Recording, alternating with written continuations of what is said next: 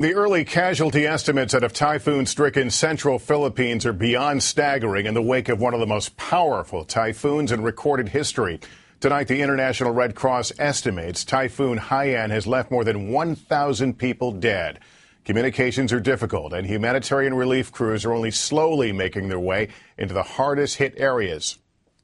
Wind gusts reached 175 miles per hour. Storm surges as high as trees laid waste to towns and villages. Speaking from the city of Tacloban, Philippines Interior Minister said, quote, all systems, all vestiges of modern living, communications, power, water, all are down. Tonight, the Pentagon says it is dispatching U.S. military forces to the region to assist in the recovery.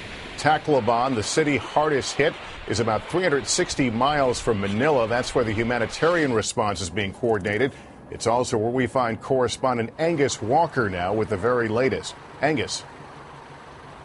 Lester, as every hour passes, we're getting a clearer picture of the devastation here as rescuers begin to make their way into the worst affected areas. And tonight, one thing is clear. The damage is far worse than people had feared.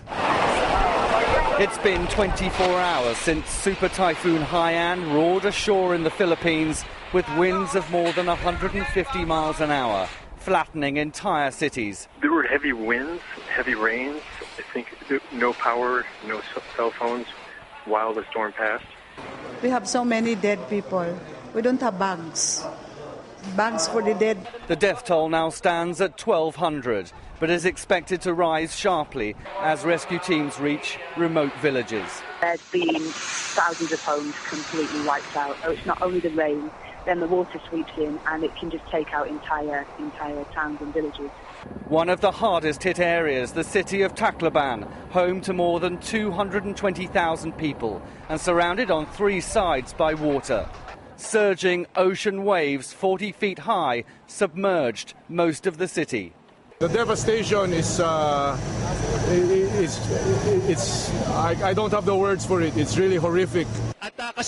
Filipino reporter Ato Marulo reported live as the typhoon bared down on the city, later retreating to a second-floor hotel as those streets quickly became rivers.